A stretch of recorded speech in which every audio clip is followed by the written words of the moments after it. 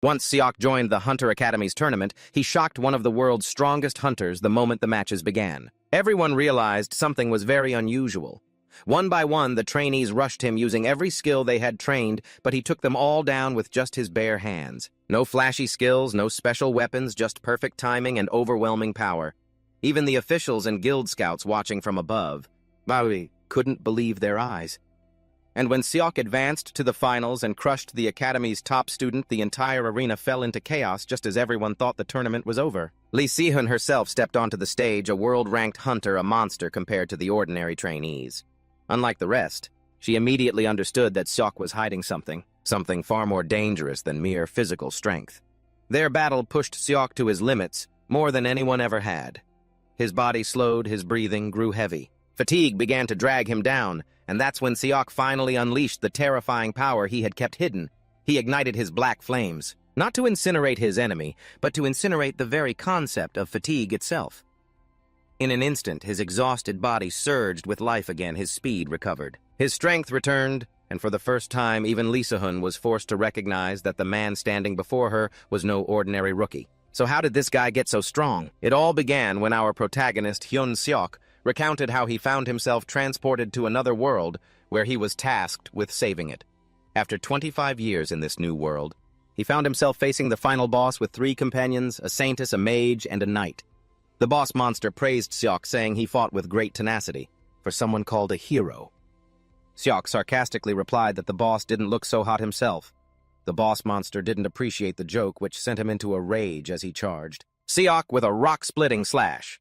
However, Seok used his spear to block the attack, creating a deafening crash, while the mage tried to provide support from the rear. The boss monster threatened to tear Seok to pieces if he didn't submit, boasting that the land they stood on was a kingdom built by its claws and fangs. The two continued to clash, trading powerful blows, but Seok quickly grew tired of it all and decided it was time to end this fight. He channeled energy into his spear with a skill called Paradox Flame and struck the boss.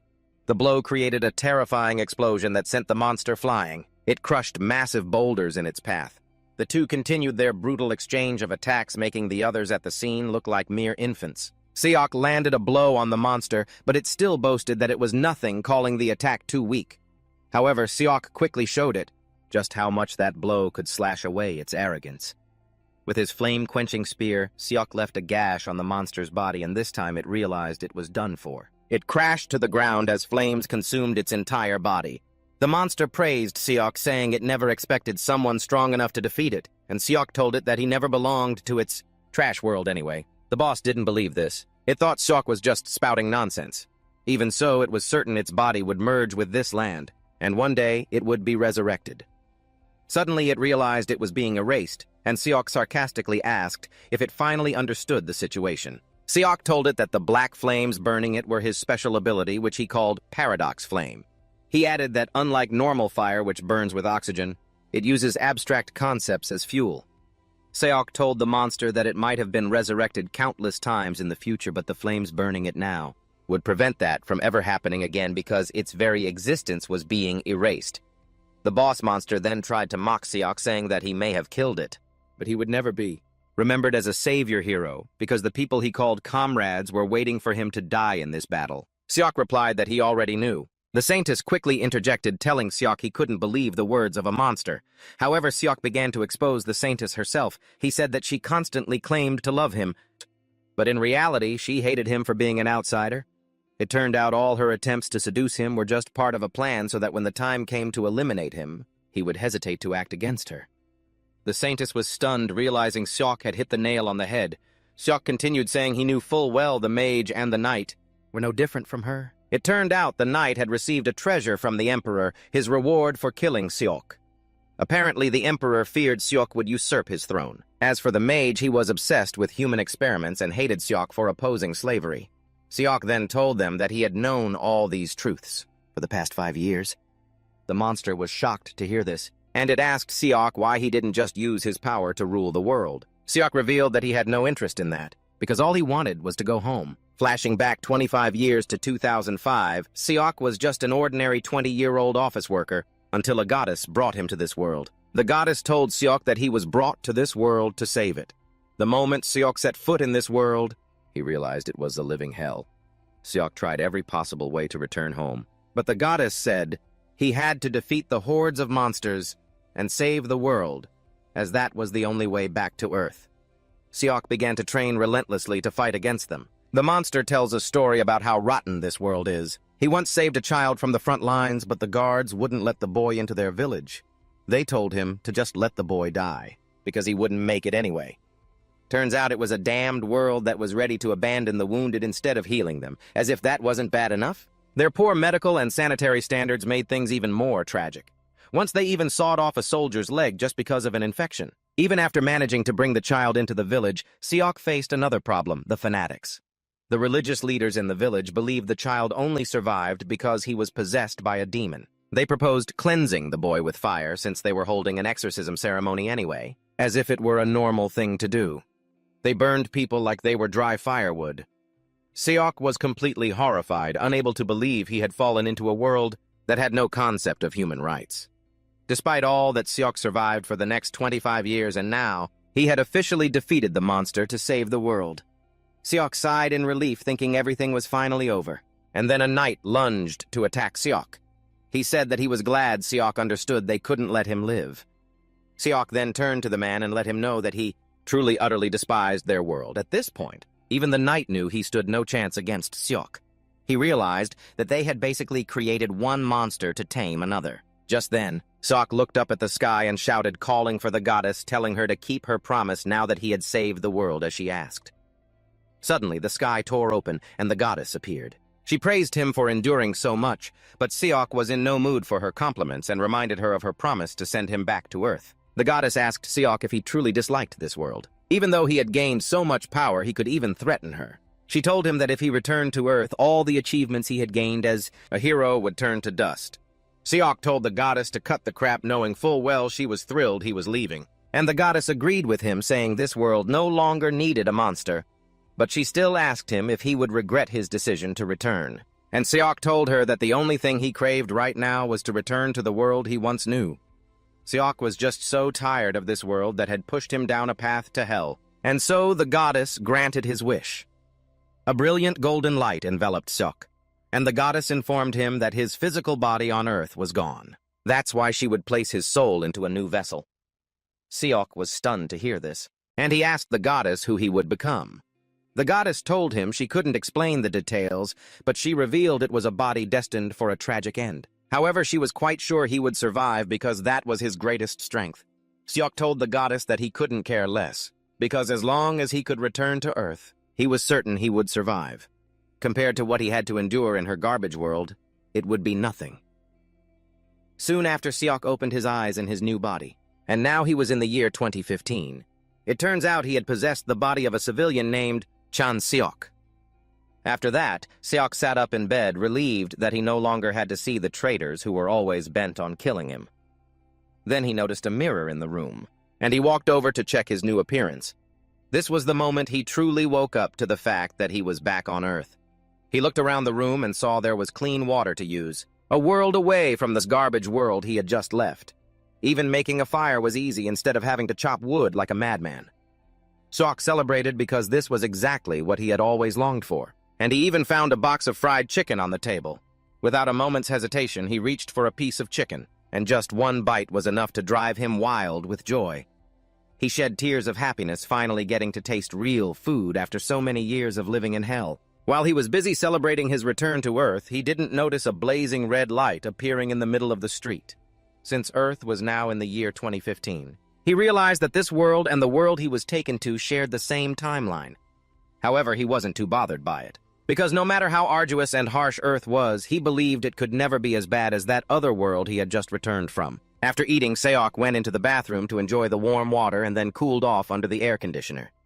He walked to the window and looked up at the clear blue sky. He tried to take in everything he had missed for so long.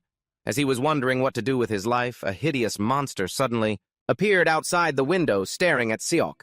Seok then screamed in terror, not understanding what the hell he was looking at. Just then, a loudspeaker announcement echoed throughout the area. It informed all residents that a corrosion rift had appeared right inside the apartment complex.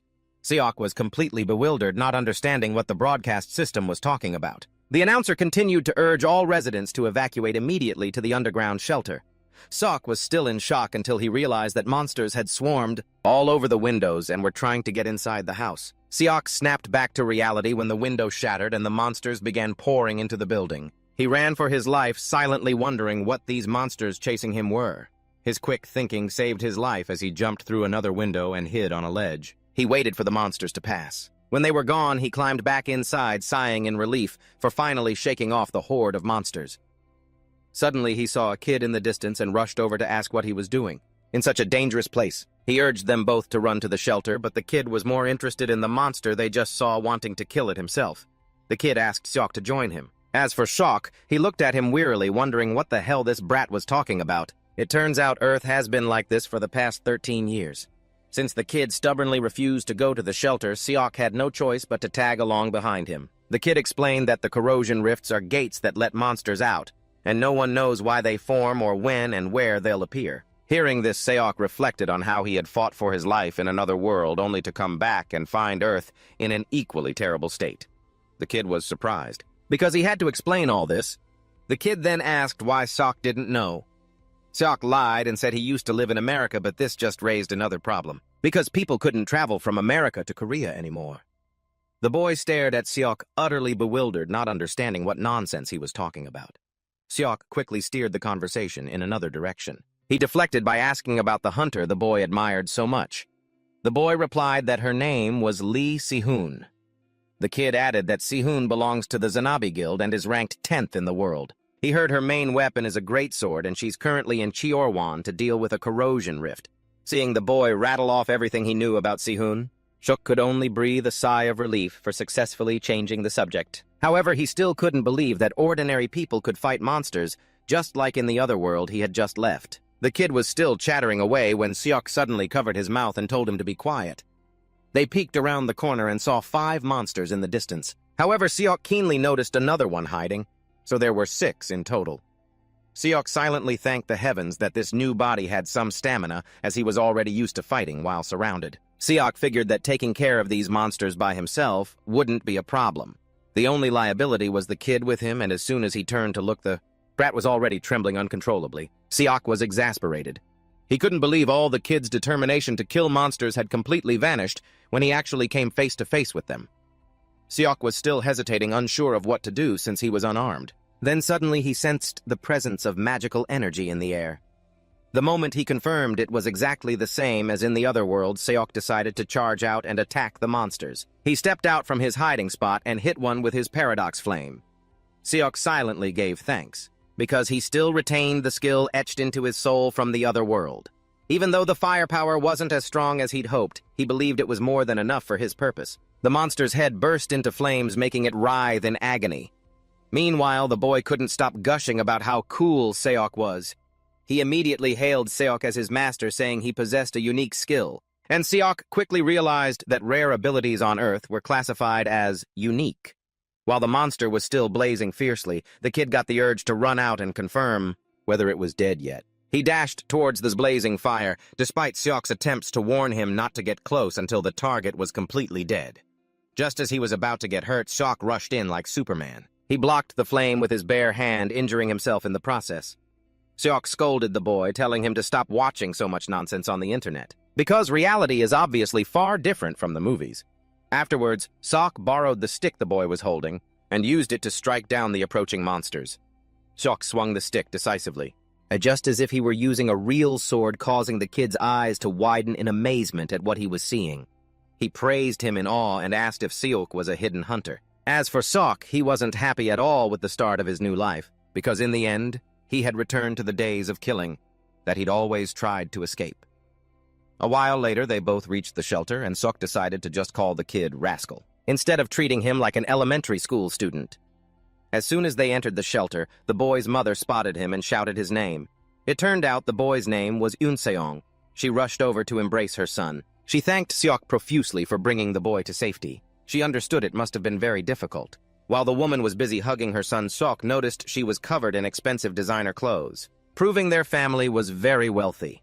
Seok immediately understood why Eunseong was such a spoiled brat. Then suddenly, the outer wall was smashed by a monster, smashed to pieces. A scene of panic erupted instantly. People trampled over one another, running for their lives. No one could believe the sturdy defensive wall had been destroyed. And while everyone scrambled to escape, Eunseong called for Seok to follow them. But Seok just stood there, rooted to the spot in utter rage, unable to believe his one and only wish. To live a normal life was being shattered like this. Rage boiled in his veins. He wondered if he was asking for too much. He stared at the burned palm he got from saving Eunseong, then turned and called the boy by the nickname he'd just given him, Rascal. Seok asked Eunseong why he was so determined to become a hunter when his family was clearly very rich. Seok knew full well the kid could find a shelter, somewhere comfortable, and live a peaceful life without ever needing to fight. Just then, Eunseong tearfully revealed the painful truth about how his father had been killed by a monster. It turned out a corrosion rift had opened right inside the underground bunker where they were hiding. Everyone was certain they were safe, but that was the day Eunseong realized a cruel truth. Nowhere on this planet was safe. Eunseong asserted that he might not be strong now, but he planned to become the greatest hunter, to eradicate every corrosion rift and save the world. Eunseong said this with all his determination, adding that Seok might think it was stupid, but Seok cut him off, and asserted that the boy would indeed become a great hunter. However, he then threw cold water on his dream by bluntly saying the kid would never be the one to save the world. Eunseong's mother was in a complete panic. She urged her son, saying it was time to leave. Eunseong still hesitated to leave because Seok was standing in the monster's way. Suddenly, a brilliant flash of light erupted from behind, and when they turned back, they were stunned to realize that Seok had already defeated the monster with his paradox flame. Seok told Eunseong straight up that it wouldn't be his turn to save the world because he would be the one to do it. With an arrogant smirk, Seok told Eunseong that saving the world is a job for people who have already done it before. After everything settled down, and after promising the CEO he'd save the world, he just holed up in his apartment, grinding games and eating snacks, despite confidently declaring to everyone that he would save the world. But that confidence didn't last long. His fiery passion was extinguished by a pile of snacks and games. Seok felt his presence was redundant, because out there, so many hunters were already dedicating themselves day and night to protecting the world. The CEO picked up his phone intending to order more snacks, and that's when reality slapped him hard. He had already spent all of his severance pay. It turned out the previous owner of this body used to be an employee at a logistics company, but he lost his job when the company went bankrupt due to a disaster from a corrosion rift. He suddenly had a wake-up call. Realizing he had to get his butt up and find a job immediately because his pockets were empty, he struggled to find work. But this was extremely difficult because normal jobs had almost completely disappeared. Due to the constant appearance of corrosion rifts, most companies were on the brink of bankruptcy, leaving the CEO completely lost with no idea what to do. As he was lying on his bed feeling stuck, a hunter recruitment notice suddenly popped up on his phone. With his vast experience in this field, the CEO immediately dashed to the Hunter Association. As soon as he entered the building, he saw crowds of people gathered all with the same goal of becoming a hunter. He happened to overhear two guys discussing that the selection process was now just a formality, because the deciding factor to be chosen now was to showcase a unique skill. Everything seemed normal until the legend Si-hoon appeared. She instantly created an earthquake of excitement, sending the contestants into a frenzy. All the candidates burst with joy upon seeing her, as everyone was certain she would be absent. She was supposed to be busy dealing with the corrosion rift chaos in Chiwon. The candidates speculated that the Nabi Guild had personally sent Si-hoon to scout the most outstanding prospects. But the question was, who was her real target? It turned out to be a female candidate named Han Sunga, the Academy's valedictorian whose awakened ability was electricity manipulation. While reading her files, Si-hoon teased Sunga about her power, asking if she could charge a battery. Si-hoon's assistant quickly reminded her that the kid was a hunter, not a power generator. He mentioned a rumor that Sunga was highly skilled in using her ability, meaning she would be incredibly useful.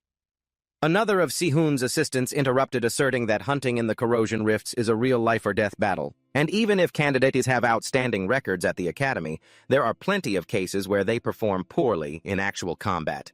Si-hoon praised the guy for his sharp insight, and rewarded him with a piece of candy while the other assistant watched with a look of disdain. Si-hoon knew full well that training and real combat were worlds apart, which is why students, who were only used to the safe simulated environments of the Academy, would struggle immensely to survive. She believed it would take Sunga quite a while to adapt. A few minutes later, the host stepped onto the stage to welcome everyone to the arena. He announced that the first match was about to begin, and Sihun hoped Sunga would prove her worth and convince her. The host then told everyone that the first candidate was an interesting case, because he was a civilian who didn't even come from a hunter academy, which was quite unusual. The host was curious where the CEO got the nerve to stand on that stage, and by calling out the CEO's name, he was introduced to the crowd. His opponent also came on stage, and the host announced the rules of the match. He informed them that personal weapons, except for those provided by the association, were not allowed. Furthermore, inflicting life-threatening injuries was also forbidden. In his heart, Seok only cared about saving the world, while still eating well and living the way he wanted. And to do that, he realized the first step was to get good results in the tournament. When everything was ready, the referee started the match. The CEO's opponent lit his spear on fire, while taunting the CEO, calling him a piece of trash who didn't even know how to use mana. The guy hadn't even done anything yet, but he was already mocking the CEO, telling him to consider this loss an honor. He rushed towards the CEO, bragging that he was the undefeated spearmaster of the Hunter Academy. Just then, the guy suddenly realized he couldn't see the CEO anymore. Before he could even understand what was happening, Seok appeared beside him and landed a punch to his stomach, sending an intense pain shooting through his body. Seok didn't stop there. He followed up with an uppercut to the chin to take the guy down. The guy dropped to his knees in pain with a few teeth knocked out. Seok was surprised that the guy was already down, even though he'd held back not wanting to injure him. But the CEO had to assume this guy was just a weak newbie, because he didn't want to believe that hunters were actually this pathetic. Meanwhile, Sihun had witnessed what the CEO did, and she was completely stunned. She immediately took out her tablet to investigate the CEO's background. She discovered he was just an ordinary employee at a logistics company, and that he didn't even have any mana in his body. One of Sihun's assistants said that Seok's punch might have just been a lucky shot, but Sihun gave him the candy wrapper, basically telling him to shut up. Sihun told them that Seok intentionally wasn't accumulating mana. Back in the arena, Seok decided to end the match once and for all, as he needed to prove his abilities.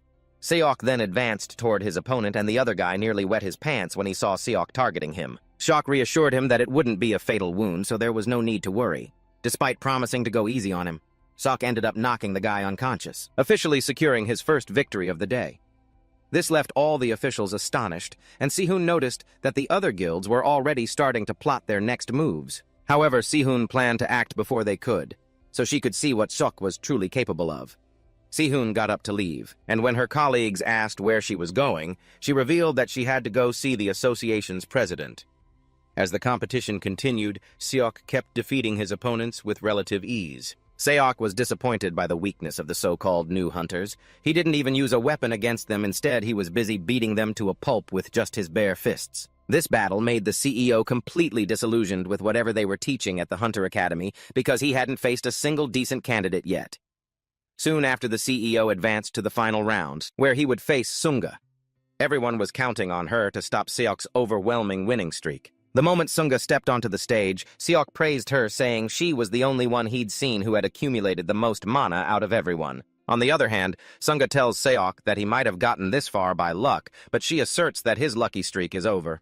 Sunga grabs her sword, saying she's figured it out. Seok has no unique skills. That's why he only knows how to punch everything in front of him. However, she lets him know she has no intention of going easy on him. A bewildered Seok thanks her for her concern. As for a unique skill, he actually has one, but he doesn't plan on using it on Sunga. Sunga then takes a deep breath as she gathers her mana ready to unleash her wrath upon Seok. Once she's ready, she lunges towards Seok, but to her absolute shock, Seok leaps into the air to dodge the blow. Sunga can't believe what just happened. Seok had basically dodged her lightning-fast strike with just a simple jump. As for Seok, he was impressed by her skill. By channeling an electric current through the blade and hilt, she had turned them into magnets. Thanks to that, she combined magnetic force with the power of her sword draw, turning it into a railgun. He tells Sunga that she's the best he's faced so far, but he points out that she missed one crucial detail. He says that she was too focused on attacking as fast as possible. Her mistake was, to accelerate the speed of her sword draw, she had set up a magnetic rail in midair. Seok tells her that no matter how fast and powerful it is, no idiot would just stand still and take a hit when the attack's trajectory is so clearly laid out. Sunga still thinks Seok just got lucky. She tells him not to get cocky because she can beat people like him without even using that technique. She rushes towards Seok with another slower technique, but Seok easily dodges it, asking Sunga if she's really that stupid. He already dodged her fastest technique, yet she's trying to hit him with an even slower one. Trying not to lose to Seok Sunga unleashes a powerful technique that cracks the very ground. And Seok quickly realizes that this girl is pushing herself to her absolute limit. She's going to fall apart if she keeps this up. Seok decides to end the match saying they've had enough fun. He teases her, telling her to raise her left hand if his next move hurts, before Sunga can even react. Seok closes the distance and punches her straight in the stomach, completely scrambling her internal organs. While she's still trying to process what happened, Seok ends the match with another punch. It sends her flying into the distance. Sunga's defeat leaves everyone stunned, as no one expected Seok to be able to overwhelm the Academy's top student. Seok turns to leave the stage, but he suddenly notices Sunga raising her left hand. Seok recalls his joke about raising her left hand if she was in pain, and he's surprised to see her actually doing it. Before Seok can leave, the referee receives some important information and quickly announces that the tournament schedule has been changed. He tells Seok to rest for a bit, which leaves him completely baffled, because the match should have been over. The referee then makes a shocking announcement revealing that Seok and a top 5 hunter will have a special exhibition match, stunning everyone. It turns out the information about the top 5 hunter that had been announced to the audience through a screen that only they could see. The crowd goes wild. Seok guesses that the hunter must be on an entirely different level. It turns out this hunter is none other than Sihun, and Seok wonders if she's here to test his abilities. Sihun steps onto the stage with her greatsword, telling Seok that she has to fight him because there's no other way to verify his skills. She introduces herself and the guild she works for. At the same time, she proposes that Seok have a proper match with her. She lets Seok know that he has the right to refuse this match. Since it's so sudden, looking closer, Seok can understand why. Sihun is ranked 10th in the world. Her composure and aura are incredible, despite knowing he'll have a hard time facing Sihun in his current body. Seok doesn't mind and gladly accepts the challenge. Sihun suggests they start the match immediately, startling the referee. Seok confidently reveals that he hasn't used much energy yet, so his condition is still great. Since he wants to achieve the best possible result in the tournament, Seok concludes that fighting Sihun will help him do just that. Seok then grabs his spear, hoping to see if he can raise his own value or not. 10 minutes after the match began, Seok was still standing, but he was struggling against Sihun's overwhelming power. Seok couldn't believe he was up against a woman with such immense physical strength. However, he was still able to push Sihun back, and he even realized his own speed had decreased compared to the early stages of the fight. Seok could see openings while fighting Sihun, but his body wasn't agile enough to exploit them. He was drenched in sweat and looked completely exhausted after just 30 minutes against Sihun. Sihun then teases him, saying it's been a while since she's been able to get a good warm-up, but she never expected Seok to get tired so quickly. Nevertheless, she was still very impressed that Seok could last this long, as she had initially guessed he would collapse within the first 5 minutes.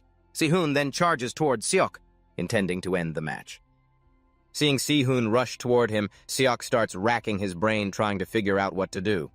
He realizes he has no mana reserves left, and even the mana in the air is scarce. Although he was reluctant to use his unique skill, he realizes he has no other choice. And just as Sihun is about to reach him, he activates the paradoxical flame, which allows him to dodge Sihun's attack at the last second. Sihun is completely astonished, because she was quite sure she had swung her sword with such absolute power and precision that there was no way Seok could have dodged it. And yet he did. She also notices a black flame blazing on his body, making her even more curious. Seok smiles because he has just tapped into the power he trusted most before returning to Earth. Basically, the paradoxical flame doesn't burn matter like a normal flame. It blazes by using abstract concepts that he designates as fuel. At the moment, Seok can't burn concepts with high ignition points like his self-memories or his reason, which leaves him with only one concept. The only reality that he can burn, it was fatigue. Seok rushed toward Sihun, and she could tell his speed was even faster than before.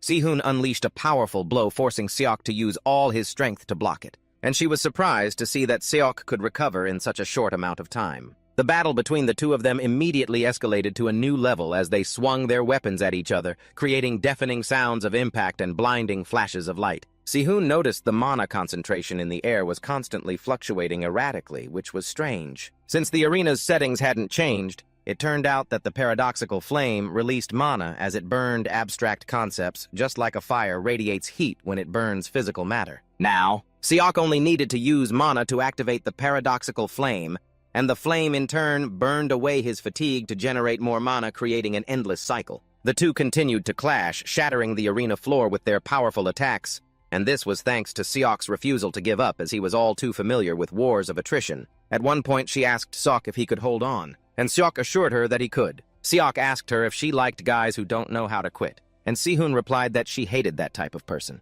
Just like trees that burn leave behind ashes, the paradoxical flame also turned out to leave behind a residue. If everything was then burned until only residue remained, the paradoxical flame would eventually disappear. After 4 hours of intense fighting, Sehun finally knocked Seok to the ground and she praised him for holding out for so long. As soon as Sehun was declared the winner, she took out a giant lollipop from her pocket and gave it to Seok, saying it was a reward for his efforts. She let him know her business card was also attached to the glowing candy. Seok looked at the business card and Sehun told him they would discuss the details later. She urged him to call her in the meantime, and when the selection round was over, Seok was called to the front to receive his reward. A few days later, Seok used a smartphone to look up the information on the business card. He realized this smartphone basically provided everything he needed to know. Seok was on his way to meet Sehun when he ran into a giant of a man blocking his path. Seok asked who he was, but the man just handed Seok his business card. Seok checked it and realized the guy's name was Uzeom Hyun. He was a partner hunter from the TBAX guild, and without wasting any time, he urged Seok to join his guild. Hyun assured Seok that he would become a star if he decided to come and gain experience under his wing. Seok looked straight into Hyun's eyes and realized he wasn't lying, but at the same time he remembered he had an appointment with Sehun, so he couldn't answer Hyun immediately. Seok calmly told Hyun that he needed more time to think, but Hyun laughed out loud, saying he didn't expect an answer right this second. Immediately after, he grabbed Seok's shoulder, moved closer, and then told him to think it over carefully. After that ridiculous display, he left, not forgetting to tell Seok that they would see each other again soon. However, Seok immediately concluded that the TBAX guild was not in his plans. Seok then called Sehun. He asked where he should meet her. Sehun told him to come to a place called The Hut, located on the second floor of the Hunter Association building. A little while later, Seok arrived at the hut, which looked like a cafe. As soon as he walked in, Sehun called him over to her table, and seeing Seok's expression, she asked if something was wrong. Seok revealed that a huge guy named Hyun had tried to recruit him. Sehun was quite surprised that Hyun had shown interest in Seok, and she told him that the other guilds, wouldn't dare to make any more offers. She asked Seok if this also applied to the Zanabi Guild. Seok then revealed a shocking truth. She told Seok that she had no interest in recruiting, which made Seok ask what she wanted to see him for then. Sehun told Seok that she wanted him to work as a freelance hunter without being tied to any guild. Sehun explained to Seok that Hyun most likely only intended to invite him for a junior position. Seok was confused and asked her what a junior position and a partner hunter even meant. Since Seok didn't come from a hunter academy, Sehun explained that the ranks of hunters in a guild are usually divided into 3: junior, senior, and partner. Juniors and seniors belong to teams led by partner hunters, so they are basically salaried employees. However, partner hunters own shares in the guild instead of receiving a salary, and they get a share of the net profit the guild earns. Simply put, they can be considered business owners. It seems the first hunters who established guilds used the model of law firms as a standard. It turns out that a person doesn't necessarily have to join a guild or go through the junior and senior ranks to become a partner hunter. Seok finally understood everything Sehun was saying. Basically, if he became famous and achieved incredible feats, the major guilds would automatically come chasing after him. Sehun confirmed this. Then she cheerfully gave Seok a piece of candy, making him wonder why this weird lady was giving him candy. Seok then reminded Sehun that he didn't have any umbrella or connections, so it would be very difficult for him to get decent requests. Sehun told Seok that she would help him with that part without charging any fees. Seok was very surprised, but at the same time he had a vague idea of why Sehun was going to such lengths to help him. Sehun told Seok that she just wanted him to remember later on that there was once a guild called Zanabi that helped him out when he was still a nobody. In short, Sehun was helping Seok so that he would be indebted to her. Sehun then gave the CEO an envelope telling him the decision to undertake the mission inside was up to him. The CEO asked what it was, and she revealed it was a request from the city. It seems to be in Incheon, at a place called Gyeodong Island, an erosion zone that formed 2 years ago, after a failed attempt to eliminate an erosion fissure. Seok asked if his mission was to get rid of the fissure, but Sehun told him his job was to patrol the island, and if any other erosion fissures appeared, he had to handle them. The mission would start in a month. And the CEO was paid 5 million won upfront with a 15 million won bonus if the mission was successful. The CEO complained to Si-hoon that the compensation wasn't at all appealing considering the extremely high risk of the job. Si-hoon told Seok to get stronger and more famous. Then tons of money would start pouring into his pockets. She then asked for his decision, and as expected, he accepted. Afterwards, Si-hoon called her boss to tell him about how insane Seok was. Her boss asked who he was, and she explained that he was a civilian who had passed the selection round empty-handed. The boss didn't think this was too crazy, but Si-hoon told him straight that Seok had lasted for nearly 4 whole hours fighting her. Even so, the boss thought Seok lasted that long only because she was toying with him. Si-hoon then reminded her boss that she was a veteran hunter with 15 years of experience, and all her skills were forged in hellish dungeons. She emphasized that under normal circumstances she could easily toy with Seok, but he really made her struggle by dragging it out for 4 hours. Si-hoon acknowledged Seok's insane toughness, stating that she would probably never meet another monster like him again. The boss, tired of hearing her hype up Seok, asked if the mission she gave him didn't require a hunter with actual combat experience. The man was worried that Seok might not be able to handle veteran hunters despite his talent. Si-hoon told her boss not to worry because she had teamed Seok up with someone reliable, Sung-ah. The boss decided to trust Si-hoon's judgment since she was the operational brain of the entire guild. The boss then asked Si-hoon what she thought the CEO would be like when he reached her level, and Si-hoon confidently replied that the CEO would be strong enough to take down even him. A month ago, Seok had received an order for a spear and a bottle of elixir at his apartment. The elixir is a potion that hunters use in emergencies. It contains concentrated mana, which is extremely useful for instantly replenishing mana when it comes to mana control. It's like drinking water from a water purifier. A person can control the mana in the air, store it in their body, and use it when needed. The elixir in his hand allows him to do this in just a short amount of time. However, the CEO uses mana in a completely different way, as he skips the storage process and directly absorbs and uses mana from the atmosphere. The advantage of this is that there's no limit, since the CEO uses the vast source of mana in the air. Additionally, during the process of absorbing and releasing mana, the mana circuits that it flows through will gradually become stronger, allowing the use of a larger amount of mana. However, the only drawback is that until these mana circuits develop, the amount of power the CEO can handle is quite small, making it difficult for him to unleash powerful attacks in a short time. Seok decided to use a bit of the elixir since there was no time to waste. He was confident he would get more accustomed to his new body after a month of training. Back in the present, the hunters are lining up to verify their identities before being allowed onto the island. When Seok's identity is confirmed, the official informs him that he's been assigned to Squad 8. Seok joins the rest of the squad and remains silent while they chatter non-stop like parrots. Just then he hears someone call his name, and when he looks up, he sees it's Sung-ah. She's wearing a tank top, revealing a scar running down her shoulder. It turns out they're on the same team. She suggests that the two of them work together on this mission. The CEO asks why he should agree to work with her, and she reminds him that he's stronger than she is. She believes she can learn from the CEO, and the CEO teases her, saying his shoulders are about to fall off from embarrassment. Sung-ah's inability to take a joke surfaces as she seriously asks if his shoulder gets dislocated often. Seok recalls how she had literally raised her hand to surrender during their previous match, proving just how dull and humorless she was. A moment later, the team is gathered and an official briefs them on the mission objectives. Mentioning there are new hunters on the team, clearly referring to Seok, he states that the fissures, erosion fissures, are classified as Grade 1, Grade 2, Grade 3, and unclassified.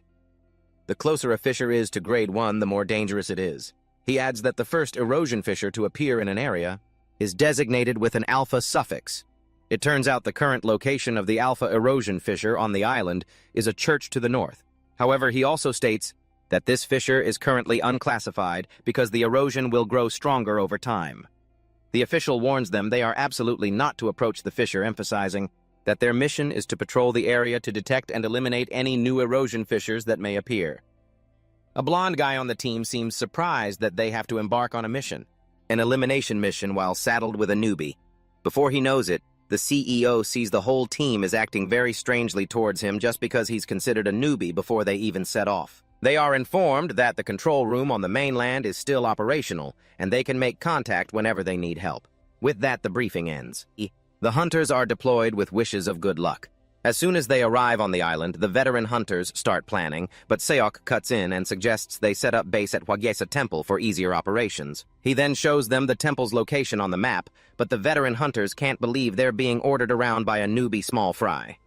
They also want to know why he wants to go to the temple, and Seok explains that from there they can observe their target area. Furthermore, they'll be able to see the entire area directly from the peak. He also mentions that they can use the temple's old building for shelter, and that it's basically a no-brainer.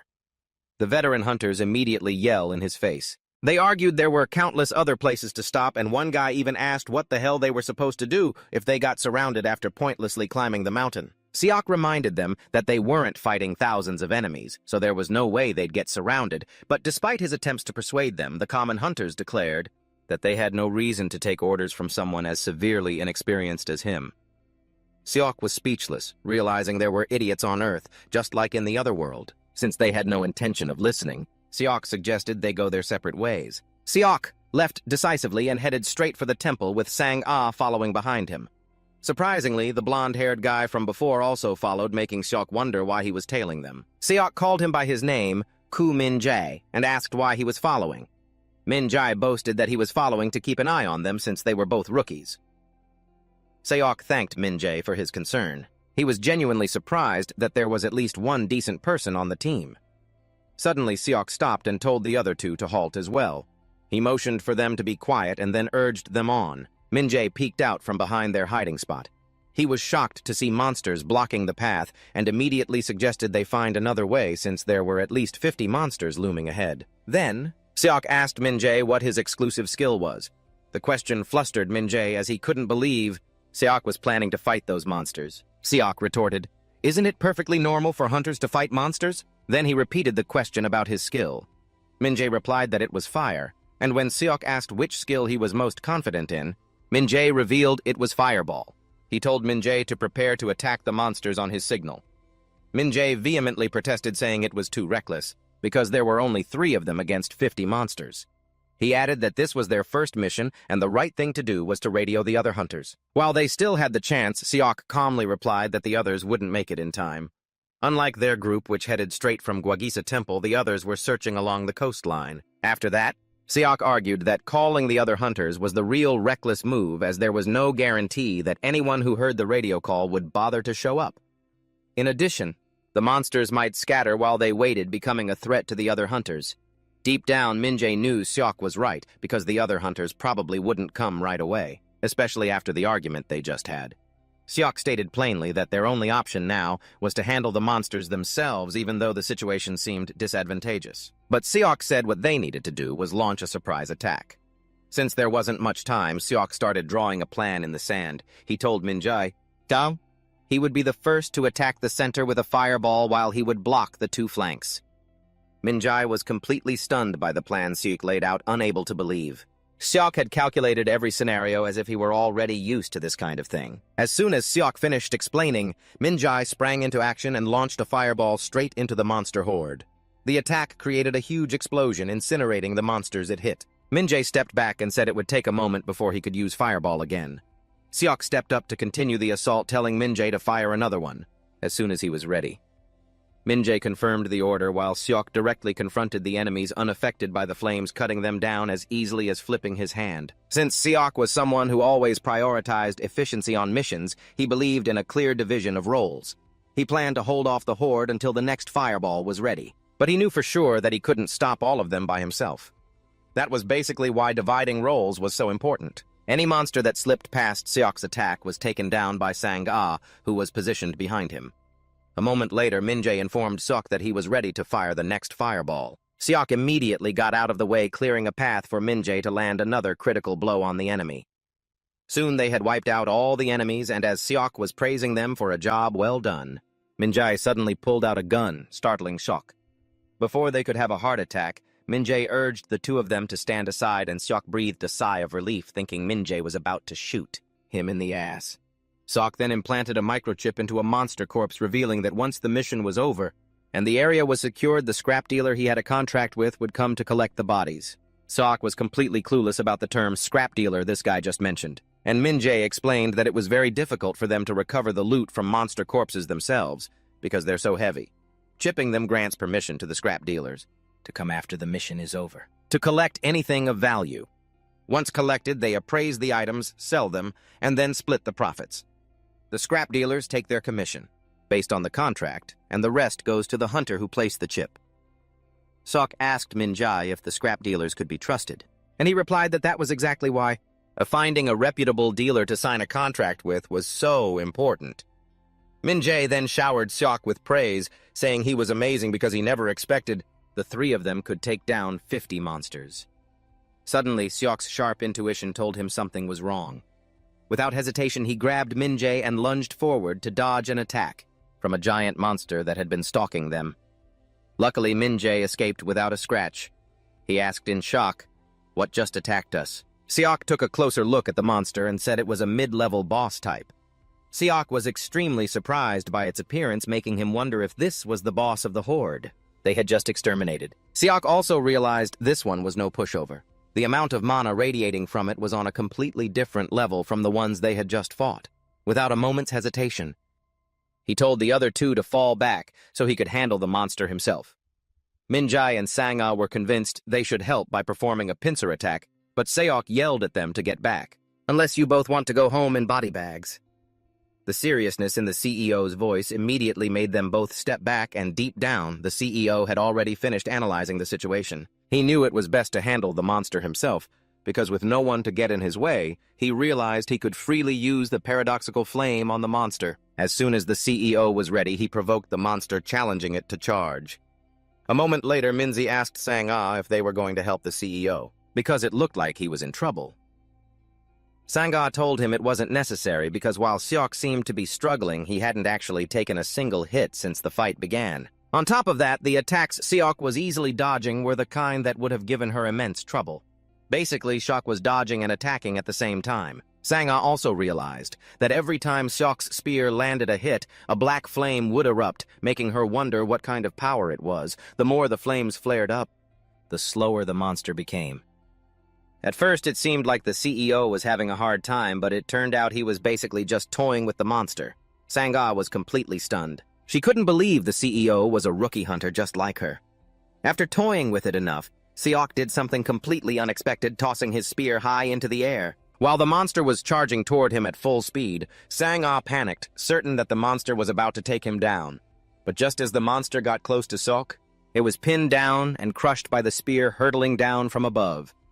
Seok didn't even flinch, showing he had complete confidence in his skills. He praised the monster for still being able to move despite having all its energy burned away. Then Seok decided it was time to finish it. Minzy was completely overwhelmed by what he had just witnessed, because there was no way Seok could so easily defeat such a heavyweight monster. After finishing off the monster, the CEO asked Minzy if it was normal for a monster with such power to appear on the island. Minzy replied that he was wondering the exact same thing, because this monster wasn't even a fault of the corrosion fissure. Minzy said this could only happen if they had entered a fissure that was at the very least rank 3 or higher. At that moment, Seok remembered that during the mission briefing he heard that the Alpha Corrosion Fissure hadn't been classified yet. In that case, the CEO told the two of them that the Alpha Corrosion Fissure on the island had been upgraded to rank 3. Sang-ah didn't want to believe it, because the briefing information was completely different. But the CEO urged her to think about things rationally. He told her there was no way to explain the current situation if the fissure wasn't rank 3. Minzy panicked when he heard that, because the difference between an unclassified fissure and a rank 3 fissure was night and day. Minzy revealed that if this was true, the other hunters were in danger, and they might not even make it back alive. Minzy immediately suggested they go save the other hunters because with the CEO's skills, they still had a chance.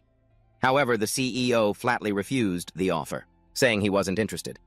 Minzy asked why he would refuse, and the CEO made it clear that there was no way he alone could save all the hunters on this island. He reminded Minzy that he was only human and had his own limits. He also reminded the two of them that their team's mission wasn't to rescue hunters in distress, but to identify and destroy any new corrosion fissures that appeared. Furthermore, he told them the obvious, that not everyone would survive. That's a brutal part of this job. Sang-ah then asked what Seok would do if he were in the other hunter's situation. Seok didn't understand what she was implying, and she said it plainly that he would be begging to be saved too. With a steely tone, Seok told them that he wasn't refusing this, because he was someone who didn't understand human emotion. He told them he was just talking about the outcome because in this world, and some deaths are unavoidable. He told them that once you face deaths like that, it's normal for people to lose their lives. Then Seok advised them not to act based on emotion because with that mindset, they wouldn't survive in this cruel world. That evening, they reached the temple. After searching around it, Seok told the two of them that the building was safe. Minzy said it was lucky they could see the locations of the other hunters, thanks to their lights. However, Seok didn't entirely agree because using lights was clearly an invitation for enemies to come. He knew they could handle the regular monsters, but he was worried that a stronger monster like the one from before could appear again. Then the CEO decided to send a warning to the hunters, letting them know that the fisher had likely been upgraded to rank 3. He urged them to limit their reckless use of lights as it could endanger them. Sangha then asked Minzy if the other monsters would disappear, if the fisher's core was destroyed, and Minzy confirmed it. He told her that without the energy radiating from the fisher, the corrosion zone would disappear. As soon as he heard this, the CEO concluded that his mission was simple: destroy the corrosion fisher. Late that night, when the other two were sound asleep, the CEO prepared to leave. Before he left, he set up an alarm device that would go off if any monsters approached, and the CEO believed he could go and come back without having to worry about them. Crossing the forest, the CEO was silently glad that he had confirmed the location of the Alpha Corrosion Fisher during the briefing. Seok had thought things would be easy, but he had spoken too soon. But he couldn't get past it when he ran into another boss-level monster that looked even more terrifying than the one he'd defeated before. Earlier in the Hunter Association's Situation Room, they were in a panic because they had lost the signals of several hunters from Team 5, and these individuals were presumed dead. But it didn't stop there. There were reports that the monsters were moving in a very organized manner and confirmed casualties in Team 3. The team leader yelled in frustration, not understanding what was happening. The hunters were supposed to be investigating an unclassified corrosive fissure. In a panic, the team leader declared a state of emergency, reporting to his superiors that they would need reinforcements. He asked them to activate the emergency communication network and send an urgent cooperation request to all hunters in the vicinity. As they were doing so, he received a notification that someone was approaching the Alpha Corrosive Fissure. The team leader was horrified to hear this news, and he told his subordinate to contact that person. He told them to stop immediately. An employee reported that the hunter heading towards the Alpha Corrosive Fissure was the CEO of Team 8. The team leader ordered a connection to the vehicle's terminal, the car to immediately confirm he was alive. The team leader was very surprised to see that the car was the first to grasp the situation because the fissure's escalation was an unprecedented event. He realized that since Seop was the only one heading toward the Alpha Fissure, it basically proved he was the only one with the answer. By the time they contacted Seop, he was already fighting the fearsome beast he had just encountered. Seop yelled at the people in the control room, calling them crazy for not investigating thoroughly to see if this was really an unclassified corrosive fissure. Seop cursed them out with every foul word imaginable, making the staff consider muting him. While fleeing from the beast, Seop realized his paradox flame wasn't strong enough to take it down. This meant he had to bleed the beast with his paradox flame and then finish it off with his spear. However, Seop was having a problem. Because he had absorbed too much mana from the island when fighting the mid-sized monster earlier, his paradox flame was a bit weak, and since he couldn't leave the island, Seop decided to find a place where he could absorb mana. After running around for a few minutes, he finally found what he was looking for, the Alpha Fissure. Without hesitation, Seop charged straight into the fissure, taunting the beast to follow him because he had something he needed to confirm. Back in the Situation Room, they were stunned when Seop's GPS signal suddenly vanished, and they realized he had entered the Alpha Corrosive Fissure. As soon as he was inside the fissure, Seop was surprised by how clean it was. On top of that, it was quite large, and Seop wondered just how much bigger a level 1 or level 2 fissure would be, if an unclassified one was already this big. Just then, the boss-level monster appeared, and Seop knew it was time to end their fight. Seop always had a problem with the paradox flame. It spread to every living thing except for him. The flame had the potential to burn allies, and sometimes it flared up so much that he couldn't control it. This was the only weakness of the skill. But when fighting alone, it wasn't really a weakness because he could fight any way he wanted. Seop swung his weapon at the monster, unleashing a massive wave of fire toward it, while simultaneously absorbing mana into every corner of his body. This expanded his mana circuits, making him even stronger, and a deep breath showed Seop what he had been missing all this time. Just then, the monster screamed. Seop immediately understood what it was about to do. Shortly after, other monsters appeared, and Seop wasn't surprised at all. He knew the monster was calling for reinforcements with that ear-splitting shriek. Even so, Seop told the boss monster that its tactic of overwhelming him with numbers was useless. Seop created a barrier of fire around himself, sweeping through the monsters while telling them he was stronger now, though not as strong as he was back in the other world. According to Ninja, the core of the fissure would be the strongest monster here. Suddenly, Seop was attacked from behind by a talking monster, but he dodged the blow. When he turned around, he saw a hideous monster staring at him. Seop was quite surprised that this was an intelligent monster because it could speak and even waited. Dio, for his paradox flame to die down before revealing itself. Looking closer, he realized the monster standing before him was the core of the fissure. With his current power level, Seop believed he could unleash a 4-hit combo chain, and without hesitation he struck. He hurled his spear at the monster, but it used its own spear to block it. However, the pressure from the spear continued to bear down on the blade, and Seop immediately activated the dual spear trajectory skill. Suddenly, the spear released a huge surge of energy, shattering the monster's spear and then piercing through its body, unleashing a terrifying explosion that destroyed the monster's body. It turned out the dual spear trajectory was a blue trajectory, created along his slash line. This trajectory mimicked the first strike, but repeated it 4 times. It was basically a skill that repeated an attack 4 consecutive times, and if that blue trajectory attacked a beat slower, it would complete an extremely dangerous and completely unavoidable 2-stage spear loop. At this point, the monster had charged towards Seop, ready to take him down. However, this was its mistake as the spear flew in at that exact moment. Seop snatched the spear and delivered a powerful blow, slicing the monster in 2 before unleashing a finishing strike that smashed his enemy's body to pieces. Surprisingly, after defeating the monster, it didn't disappear.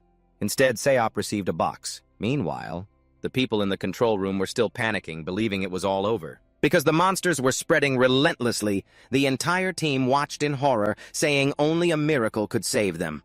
All the hunters would be wiped out because they had rejected the captain's request for reinforcements. The captain received a notification that Seop, the one who had just entered the fissure, had sent a message. The captain asked for the mission details, and they immediately displayed it on the main screen. To their astonishment, Seop announced that the alpha corrosive fissure had been dealt with. Just as Seop said, they started receiving signals showing that the fissure had vanished, and the entire horde of monsters began to vanish. The captain was stunned when he heard the news. It was like the very miracle he'd just been praying for, but he wondered how Seok had managed it. A few moments earlier, Sangha and the ninja found themselves surrounded by a horde of monsters. With Seok nowhere in sight, the ninja asked Sangha if they had any chance of getting out of this alive. Sangha realized she had reached her limit, and even she didn't know how much longer she could last. One of the monsters lunged at them, and Sangha prepared to fight back, but then she was hit with a harsh reality. She realized she was at her breaking point, and her legs refused to move. Sangha squeezed her eyes shut, waiting for death to come. In a surprising turn of events, Seok defeated the rift's core at that very moment, and the monsters began to disappear. A short while later, Seok returned to the hunter assembly point on the island and noticed many people were injured. He guessed that the corrosive creatures had gone on a rampage, wreaking havoc while he was away. The other hunters who had previously refused to cooperate with Seok all received word that he had cleared the rift by himself.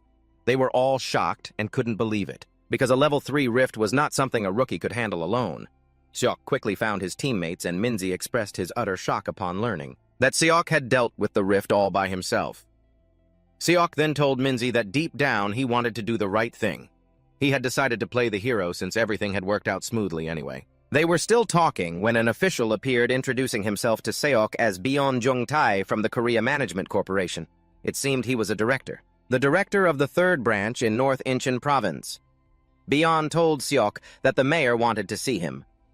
A little later, Seok arrived at the mayor's office in the pouring rain, but he didn't mind much. He was planning to renegotiate his reward anyway. As soon as he arrived at the building, he was greeted by Lee Pil-jae, the communications and liaison officer. On the way to the mayor's office, Pil-jae let Seok know that the mayor had been eagerly awaiting this meeting. He revealed just how shocked the mayor was when he received the report from the island. Apparently, the mayor had canceled his entire schedule after receiving the report, and Seok teased him, saying he shouldn't have done that, since he hadn't even done anything that impressive. Pil-jae told Seok not to say that, because a rookie hunter single-handedly destroying a level 3 corrosive rift hadn't happened since the time of the very first active hunters. Seok was surprised to learn that someone had done this before, and he believed that person must have been truly formidable. Not long after they arrived at the mayor's office, Mayor Park Ji-hoon welcomed Seok, apologizing for calling him over in such terrible weather. Ji-hoon then told Seok to have a seat while sending Piljae to get them some coffee. When it was just the two of them, Ji-hoon praised him, saying he had done a great service for the country. He admitted the island had been a persistent problem. Since their budget was limited, hiring an expensive guild was very difficult. Seok replied that he was pretty sure. The man was just happy the problem was solved for a relatively cheap price. Ji-hoon confirmed this and asked Seok if it was true this was his first mission, and Seok said it was. The mayor shot up from his seat, excited, saying he was so proud of Seok for taking his first steps in Incheon.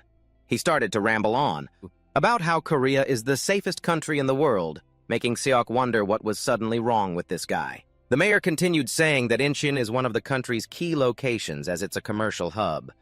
In addition, the Free Economic Zone project was attracting a lot of foreigners who wanted to invest.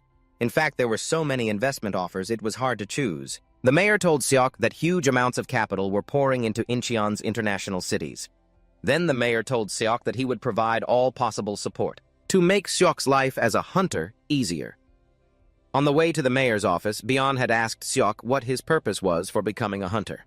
Seok used an analogy that there always has to be someone there to unclog a blocked toilet. Hearing this, Bion told Seok that he was pretty sure he would become famous and extremely well-liked. He also knew that companies would start begging him to film commercials for them, and he might even be sought after for popular television shows. Seok realized Bion was worried that he would change because of fame, and Bion confirmed it. Bion said there were many cases where promising hunters got drunk on fame and fortune, causing them to lose their sense of duty. He said this wasn't surprising, because it was only natural. He added that the only safe place left was Korea, and it was called the last remaining sanctuary on Earth. Bion let him know that what he had achieved was incredible, which meant that many people would be watching him with great interest. Bion told Seok that he hoped he would continue to be a symbol of hope. Now in the mayor's office, Seok realized this mayor guy was basically laying everything out on the table without beating around the bush. However, he knew the mayor would soon find out he wasn't someone who could be swayed by things like this. Seok had lived too long and endured countless hardships, so all of this meant nothing to him. Seok then asked the mayor what he wanted from him because there was no reason. He would support him for free. Seok then went on the offensive, telling the mayor he was pretty sure he was trying to boost his approval ratings for re-election. The mayor was surprised by Seok's sharpness, and he simply replied that you can find everything on your phone these days. The mayor was stunned by Seok's knowledge, and he asked if he didn't actually need approval from City Hall. It turned out the mayor was right because he needed his permission to participate in missions since he was still just a rookie. Seok realized if the mayor played his cards right, he could parade him around as a talent he himself had discovered in Incheon. The mayor then told Seok that he had always maintained relationships with many companies. Both at home and abroad, he lightly tapped the coffee packet on the table, saying that the model advertising this brand had a contract that was about to expire. He believed they should replace her face with the CEO's. Just as he was about to continue with his nonsense, the CEO slammed his coffee cup down and asked the mayor if he thought he was some kind of cheap person. The mayor looked flustered, and Seok mentioned that with the way the world was going, it seemed humanity needed someone who could change this gloomy atmosphere. He let the mayor know that if he continued working as a hunter, he could easily obtain everything the man was promising. Seok then stood up, intending to leave. While the mayor tried to persuade him, saying he could provide him with safe, high-paying missions, Seok walked away. He left him with a final remark that his offers were utter trash and he could pass them on to his instant coffee model. Meanwhile, a man with a strange face was receiving a report that their experiment on the island had failed, all thanks to the CEO's interference. They had managed to retrieve some footage from his selection match. The mysterious man was intrigued by the black flame surrounding his body. It turns out that ever since the ranking system was established, the first day of every month has always been when the rankings are updated, and the entire nation always looks forward to it. As usual, people were eagerly waiting to see who would be the #1 hunter. Even though the rankings didn't change much, it was still a source of public entertainment. Seon was also very interested in the rankings because she wanted to know if Seok would be on the list. In the end, things turned out completely different. In 10th place was Seon, while 5th place went to Kim Cha-hyun, and Cho Yariam was in 3rd place. Meanwhile, Dang Tae-sup took 2nd place, and as for the #1 spot, it turned out to be none other than Seok. This ultimately earned him a major press conference. There he was expected to answer questions. All eyes were on Seok, since he was just a rookie who had cleared a 3rd-rank dungeon. He was bombarded with countless questions about how he managed to conquer that dungeon. After a barrage of questions, Seok finally called for one last one. A reporter asked what his resolution was, and he assured them that he would do his absolute best. Afterward, Seok was invited on a tour by Association President Moon. He took him to the former site of Gonzo Prison, where a giant crater now marked the spot where the prison once stood. Mun told him that what he was seeing was the fate of many nations. Apparently, most countries had lost their administrative capabilities after the corrosion rifts appeared. However, South Korea had become a powerhouse, successfully defending the country and even making technological advancements. He revealed that the helicopter they were in was part of the country's technological might, as it ran on magic energy and was completely soundproof. Seok asked Mun if this was the fate of countries that couldn't handle the rifts, and Mun confirmed that it was. He also revealed that many capital cities had vanished after the corrosion rifts appeared. Mun suggested they get a closer look, and as they moved nearer to the crater, he mentioned that there are 8 of the world's most dangerous corrosion rifts, and that the Gonzo prison site was one of them. It turned out the Gonzo prison rift had formed 13 years ago, spreading into the city without any signs or warnings. Even if there were any survivors, they were swept away as the entire area transformed into a corrosion zone. In just a few days, the whole city disappeared without a trace. As they were leaving the scene, Mun told Seok that the global balance of power hadn't changed much, but the central powers had been severely weakened. Seok was glad to be learning all of this, but at the same time he didn't understand why he had to come all the way to the site just to hear it. Mun then revealed that Hyun of the Taebaek Guild had paid him a visit a few days ago. Apparently that guy was losing his mind because Seok refused to join his guild. He even asked for Seok's whereabouts, but Moon reassured Seok that he hadn't disclosed it, since that's obviously personal information. Mun told Seok that the Taebaek Guild has an ideology centered around the survival of the fittest, and if Seok doesn't go along with them, they might try to subjugate him by force. Seok couldn't believe they would actually go that far, but at the same time he was worried that he couldn't take on Haeon just yet. Mun mentioned that Seok seemed like the type to avoid getting involved with any guilds, so he could be free to do as he pleased, and Seok confirmed it. Mun told Seok that he'd have to raise his profile if he wanted to stop Taebaek from coming after him. He mentioned there was a way to do just that, and one of those ways was to take on a mission from the association president himself. The moment Seok heard this, he wasn't surprised at all. He knew the president had a hidden motive behind everything. Seok immediately asked the old man what he wanted because he was pretty sure the geezer wouldn't. Just give him a mission for free. Mun told Seok that all he wanted was for him to remember this favor. He then handed him an envelope. He told him to check the contents. Seok thought he'd hit the jackpot. A deal from the association president wasn't a bad way to build his reputation at all. Seok asked the old man what the job was. The president revealed that he was expected to escort a cargo ship from Busan to the city of Nanning, mentioning that transportation wasn't easy these days. All thanks to the corrosion rifts popping up everywhere. Seok then checked the list of items he was supposed to escort and realized they were all luxury goods. There was even a car on the list. Seok was completely astonished by this. He expressed his shock that people still considered these things necessities. But Mun told him that for some people everything on that list was essential. Mun hoped Seok would understand, but Seok said he didn't, as he failed to see the necessity of these items, in a country whose government had already collapsed. Mun explained that while many nations might be falling apart due to the rifts, it didn't mean international politics had become obsolete. Seok immediately realized that this mission was all about maintaining international relations. It was as simple as that. Seok unbuckled his seatbelt and told the old man he wasn't interested in the mission. Mun was shocked to hear this. He told Seok that the South Korean government considered this mission extremely important. Regardless, Seok repeated that he wasn't interested. He told the old man it would be foolish for him to get himself involved in international politics.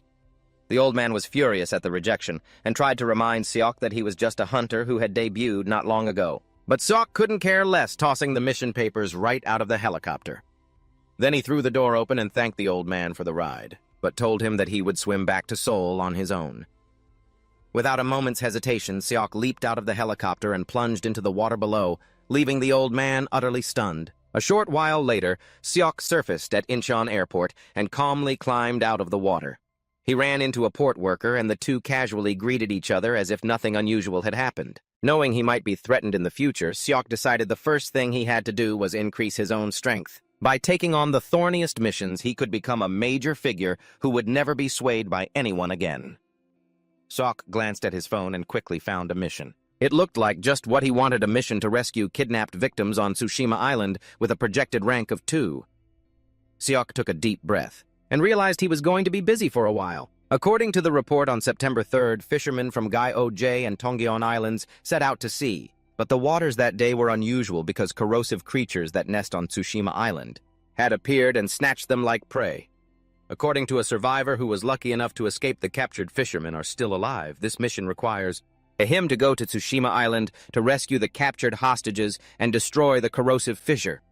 The reward is 55 million won, and Seok knew all that money would be his if he completed the mission alone. In addition, he would be hailed as a hero if he could handle this by himself. Although the challenge was worth conquering, Seok still remembered what they used to say about the levels and the creatures that dwelled within them. It was rumored that a level 3 corrosive fissure had the destructive power of a tank, but a creature from a level 2 fissure was on the level of a natural disaster. As for level 1, the entire country would have to mobilize just for a chance to take down a single corrosive creature. He knew he could handle a level 3 fissure thanks to his paradox flame, but he wondered if he could take on a level 2 by himself. To be safe, he realized he might need a capable partner, but the problem was finding someone willing to take a request from a civilian. He wondered if anyone could do it, and then he immediately thought of someone. Seok and his partner, none other than Sunga, boarded the ship heading toward their destination. Sunga asked when they would arrive, and he replied in about an hour. He urged her to recover her strength before they got there, because this battle would be even more brutal than the last one. While Seok was busy saying that, Sunga was more curious about the metal pad on his shoulder. She asked him about it because it looked like a limited edition, which made her wonder how he got it. Seok started to get tired of her nagging, so he had to tell her that the scrap dealer he contracted with gave it to him. Sunga was incredibly surprised because the place she had a contract with never gave her anything useful. Seok teased her, saying that the level of expectation was different because he was a promising rookie who had handled a level 3 fissure by himself, unlike her, who was just a newbie, a weak one with only the title of Academy Valedictorian. Seok noticed her cold expression and knew she felt insulted, but he used it to encourage her to become stronger and more famous so she wouldn't be humiliated again. A few days earlier, Seok had contacted Sunga to tell her he needed a teammate. At first, Sunga was hesitant because they had almost died in the level 3 fissure, and now Seok was asking her to join him in a level 2 fissure. Seok convinced her by asking if she wanted to become stronger. He guaranteed that he could help her become much stronger than she was now. It turned out Sunga also had personal reasons for wanting to be stronger, and she was willing to jump into hell if it helped her achieve her goal. A moment later, the ship's alarm blared, warning of an unidentified object ahead. Soon they encountered 5 ships. Seok was still calculating his next move when he was amazed to see Sunga levitating. Sunga was surprised that Seok couldn't do the same. Her face flushed with excitement as she had finally found something Seok couldn't do. She burst out laughing, mocking Seok for not being able to do this trick. To move more easily, Sunga had to carry Seok on her back. As they got closer to the ships, Seok told Sunga to handle the nearest one. Sunga asked why, and he revealed that the ones in the back seemed more dangerous than the ones nearby. Sunga accepted the order, but as she approached the ship, she noticed the figure of a person. But Seok told her to look closer because what she was seeing wasn't human. Seok landed on the ship he wanted to clear, and just as he expected, he found mutated humans on board. These people had lost all their humanity and become extremely aggressive. Sunga landed loudly on the ship, accidentally attracting the monsters' attention. The monsters attacked, and Seok easily cleared out the first wave. From that, he realized they were just low-level monsters. He thought Sunga would also take them down easily, but to his surprise, she went all out to deal with these weak monsters. Seok immediately called her name to warn her, reminding her that she was using too much magic. He told her if she kept this up, she would soon run out of magic. He said that at her current level, she only needed a small amount of magic, and Sunga suddenly remembered Seok's promise to train her to be stronger. Following Seok's instructions, Sunga reduced her firepower, but Seok still said it was too much. Because the life of the weak is a tragedy, Sunga had decided that she would never be weak again. But while crushing the enemy, Sunga confidently reaffirmed her ambition to become even stronger. A moment later, Sunga had cleared out the monsters. She turned to ask Seok if it was all over. Seok told her he had already taken care of the remaining boats. Sunga reluctantly thanked Seok, saying she had learned a lot from his advice. Seok teased her, saying she didn't need to thank him, because the world is full of people who won't learn even if you spoon-feed them. Sunga honestly confessed that this was the first time someone had given her advice. This greatly surprised Seok.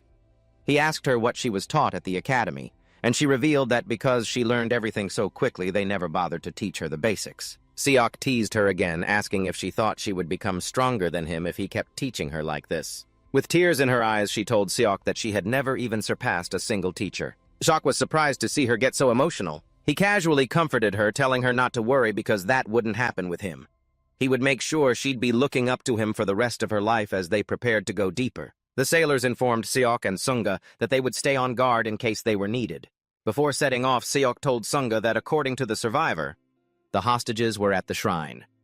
Sunga informed Seok that there were 2 shrines on the island, Gaigen Shrine and Atazumi Shrine. Based on the distance, Seok believed that Gaigen Shrine would be their first destination, and Sunga said they could walk there in a few hours. Seok knew walking wasn't a problem, but the trouble was coming back with 15 hostages.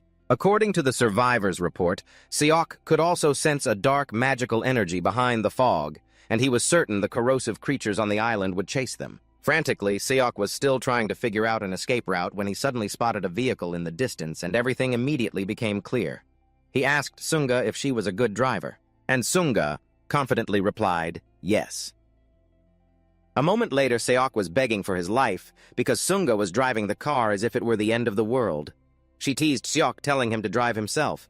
If he didn't like her driving, Seok told her to just forget it. Then he jumped onto the roof of the vehicle, ready to fight the monsters chasing them. Seok pulled out a wire launcher and threw it towards the monsters. The attack wiped out a whole group of them, and when he yanked it back, the damage it dealt didn't lessen one bit. Just then, Seok spotted monsters charging from the left and shouted a warning to Sunga. Sunga showed her crazy skills behind the wheel, swerving with the most dangerous turns to fling them off. Sunga drove the bus on 2 wheels to shake off the monsters, and it was at this moment that Seok secretly wished he was the one driving. As they tore through the deserted roads, the monsters clung to their trail, swarming them like ants on sugar. Soon they arrived.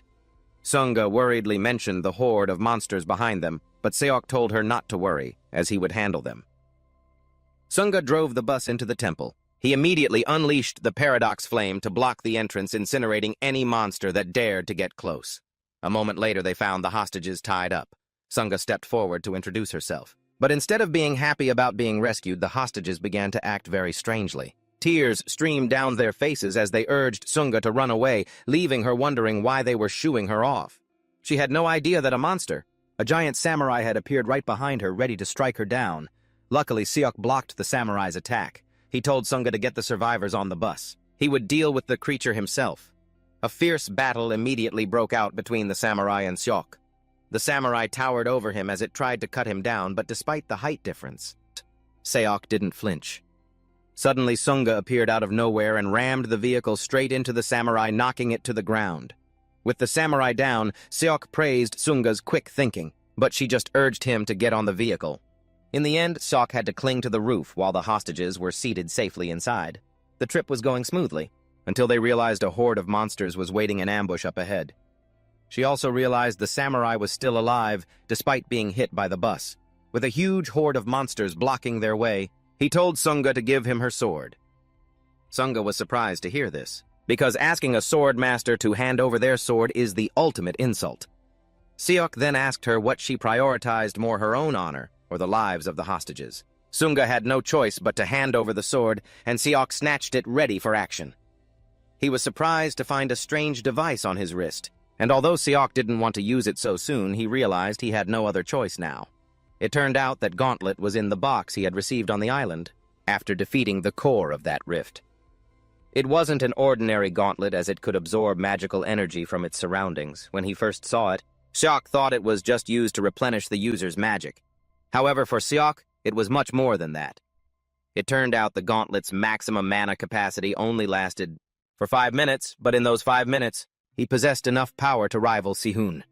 Facing the horde of monsters trying to block their path, Seok held the spear and sword in his hands, ready to unleash a devastating blow. Seok launched an overwhelming attack towards the monsters, taking them all down in a single slash.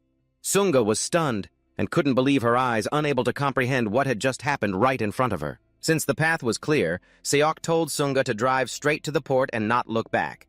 As they continued on their way, Seok was surprised to realize that the corrupted monsters kept appearing endlessly. As they relentlessly pursued them, Sunga told Seok that he'd better get out and deal with the monsters because the vehicle was at its limit. However, Seok told her to just keep driving, and at that very moment, they passed through a strange barrier. It unexpectedly stopped the monsters on the other side. All the monsters struggled, unable to cross the barrier, while the vehicle sped away easily. Sunga was utterly astonished. She looked around to figure out why the monsters had suddenly stopped chasing them. She noticed a glowing symbol on a wall, making her wonder if that was the reason. Sunga recalled that before they left, Seok had carved that symbol on the wall, saying it was a protective ward. Sunga had asked him what it was, and he replied that it was a method to repel monsters. Sunga curiously asked him where he learned it, but Seok said that even if he told her, she would never understand. The reason was simple. He had learned this skill when he was in the other world. Back in the present, Sunga asked Seok if that method could repel all types of monsters, but Seok replied that it couldn't. He told her that this barrier had no effect on truly powerful monsters. No sooner had Seok finished speaking to Sunga than the samurai stepped through the barrier as if it wasn't even there. The samurai's right eye began to glow, and a red laser beam shot out closely following the vehicle. Sunga immediately recognized this move and said it was called the Mind's Eye. Seok was quite confused, but he knew for sure that the atmosphere around them had turned grim. Even so, he didn't feel any fear. Instead, he suddenly noticed that Sunga was trembling because of this. Sunga said that the Mind's Eye is the ability to predict an opponent's attacks. She revealed that even for seasoned masters, this is an incredibly difficult technique. Seok saw Sunga trembling like that. Seok advises her not to be afraid because skills like the Mind's Eye are just cheap tricks. Seok then tells Sunga to watch closely because he's about to teach her how to deal with situations like this. Seok's eyes begin to glow, and suddenly the samurai starts to feel fear, causing him to panic and swing his weapon at thin air as Seok calmly walks toward him. He tells Sunga that this skill is something that can be achieved through experience. Basically, the technique reacts to killing intent or fear, and since the samurai couldn't sense that, he just stood there trying to look dangerous. Sunga knew that skills like the Mind's Eye, the Mind Sword, and even the state of no self were all cut from the same cloth. Sunga walks up to the samurai, without emitting any killing intent at all, and he easily takes him down with a single move. The samurai shatters from Seok's attack, and Seok nonchalantly tells Sunga that all the techniques he just mentioned are nothing special. He says that the illusion called enlightenment is terrifying because people get easily excited by a fancy name and then decide not to progress any further. Seok tells Sunga that the important things on the battlefield don't need a special name. Seok reveals that he can say this with confidence, because he himself had to sacrifice a lot to escape that trap. Seok tells Sunga that the samurai was actually strong because he survived being hit by a car. But unfortunately, the special move he relied on was nothing more than the Mind's Eye. After hearing these words, Sunga falls into a state of self-reflection. She asks herself what she has achieved in this punitive expedition.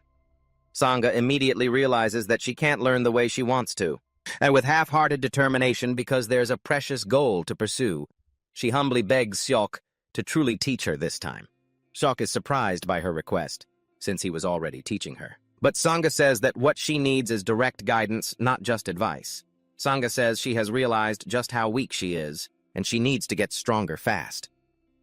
Seok asks her why, and she reveals that she wants to end Club Sadai with her own hands. It turns out Club Sadai is one of the 8 worst corruption fissures in the world, and it's famous for devouring the Himalayas in a single breath.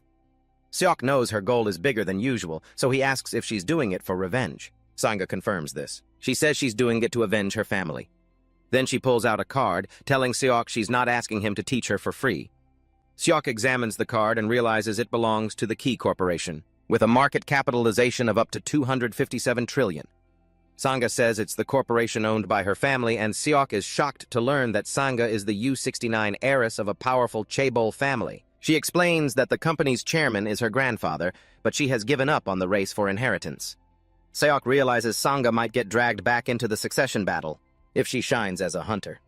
Seok then asks what exactly she wants. Sunga begs him to make her the best. In return, she promises to provide him with elixirs. She tells him she'll get him extremely rare items. For instance, elixirs that aren't circulated through normal distribution channels. Since Seok also wants to get stronger, Sunga tells him that it will become a reality, thanks to the elixirs she provides. Seok realizes Sunga wouldn't even believe him if he said he had reached his desired level long ago. The main reason he's striving to get stronger is to return the Earth to its original state. Seok shakes Sanga's hand to confirm their agreement is sealed. He gives her a list of things he wants, and suggests they take the hostages to the hospital first. After taking the hostages to the hospital, Sanga asks the doctor how long it will take for them to recover, and since there are 7 malnourished patients, the doctor tells them it will be at least another week before they can talk to them. The doctor assures them they'll be the first to know when the hostages wake up, so for now it's imperative that they rest. Seok agrees with the doctor. He tells Sanga to follow him because their training will begin immediately. When they arrive at a training spot, Seok decides to ask Sanga a question before they start. He asks if she thinks she could dodge his spear if he swung it with all his strength. Sanga nervously replies that it would be very difficult because after all the power gap between them is too large. However, Seok tells her she can actually dodge it if she pushes all her senses to their absolute limit. He tells her she has to see with her eyes, hear with her ears, smell the scents, and feel through her skin. Once she's done all that, she must fight in the realm of consciousness, not unconsciously. After explaining everything, Seok decides it's time to test her. Before Sanga can understand what's happening, Seok disappears, and she's completely disoriented as she tries to find his position. In a flash, Seok appears behind her, places his spear at her neck, and says that she did it all wrong. All wrong because she was too slow. He explains that senses must come first and thoughts must follow. He tells her that in a real fight there's no time to think. She has to receive sensory input naturally and just move. He lets her know that the senses she hasn't mastered will only deceive her in battle. After explaining once more, Seok suggests they move on to the practical part. Meanwhile, a security guard is watching them train and he's completely shocked. Even when his friend shows up to watch, they are both dumbstruck with amazement. The land being used as a training ground is being torn to shreds by the two of them as they furiously exchange blows. Seok makes sure to give Sanga a real beating so she can get stronger as quickly as possible. As the fight continues, Seok leaps into the air ready to unleash a powerful strike, one that even Sanga realizes she can't dodge. Just as the attack is about to land, the security guards call out to Seok, telling him that one of the survivors has just woken up. Seok then decides to end the first training session here. It seems Sanga has at least learned how to block his attacks. Sanga looks at him in horror, unable to believe that everything she just went through was only the first session. Upon entering the medical facility, Seok asks the survivor if he's okay, and he nods.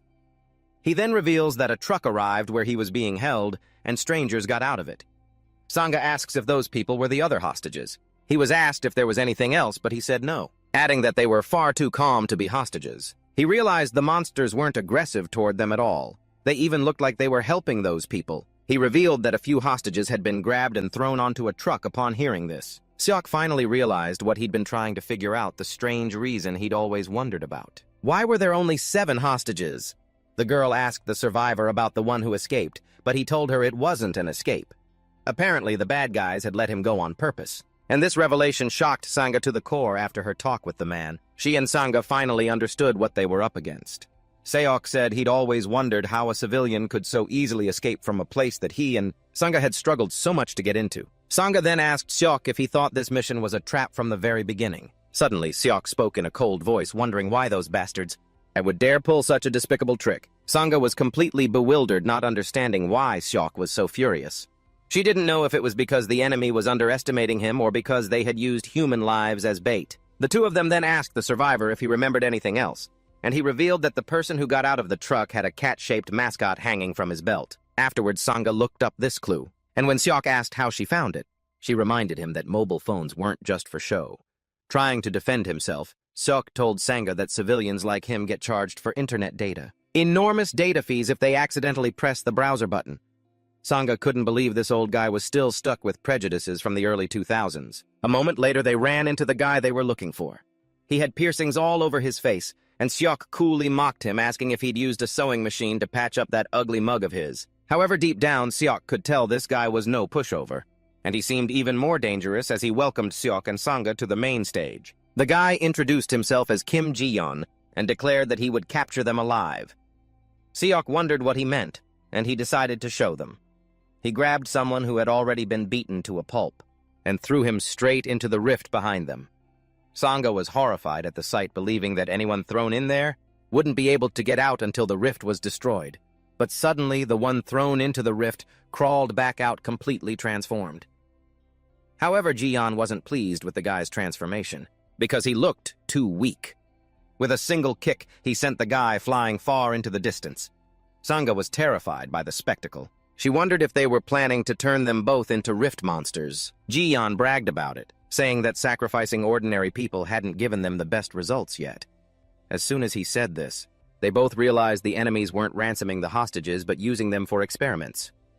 Jian told them he didn't really care about them, but for the sake of the grand cause and his leader, he would deign to explain just once. He revealed that he and his comrades were descendants of Dangun. It seemed their sole purpose was to maintain and strengthen South Korea's current power so that no one would dare mess with them.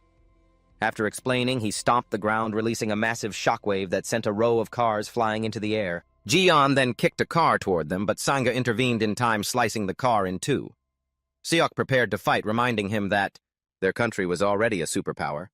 But the guy disagreed, saying it still wasn't enough.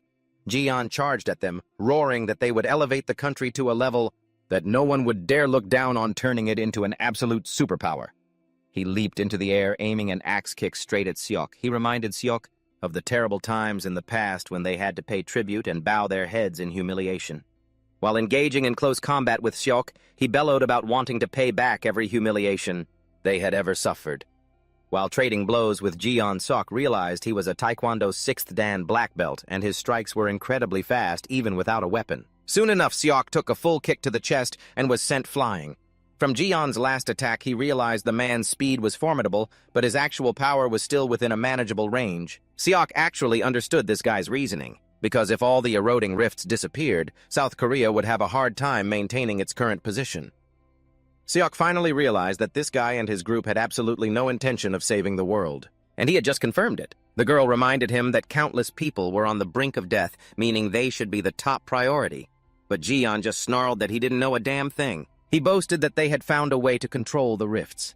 As soon as he heard this, Seok realized that being able to control the rifts was a complete game changer, because if they could do it, they wouldn't have to endure the current catastrophe anymore. Seok called for a timeout, telling the guy he was considering cooperating with him. He asked him to what extent they could control the rifts, and if the answer was convincing enough, he would hand Sangha over to him. Sangha was stunned to hear him say that. Jian then declared that they had succeeded in controlling the rifts to a sufficient degree. Seok immediately cut him off, exposing that his sufficient. The truth is, they still can't fully control it. Seok taunts him, saying he talks a big game, but the results are pathetic. Seok calls John and his gang a bunch of thugs. This reckless act infuriates John. He charges towards them with a terrifying kick. Seok barely dodges the attack as the kick shatters the ground where it lands. Seok realizes he's probably provoked this guy in a way he didn't intend to. He's just trying to stall for time to recover some mana as the energy gauge on his gauntlet has dropped. All that's left is 1. Seok realizes the best he can do right now is drag John into a war of attrition. John lunges towards Seok, but Sangha steps forward to block his path. John mocks her, saying he thought she was hiding in the back out of fear. Seeing the electric aura radiating from her body, John scoffs, saying that at least she's got some guts. Seok immediately urges Sangha to fall back, telling her she can't handle this guy, but Sangha replies that she can see the amount of power left on Seok's gauntlet. She knows full well that Seok needs time and asks him how much longer he needs. Seok replies that he needs 5 minutes, and Sangha pulls out a vial of holy water. She tells Seok to leave this fight to her. Sangha begins to glow from the effects of the holy water.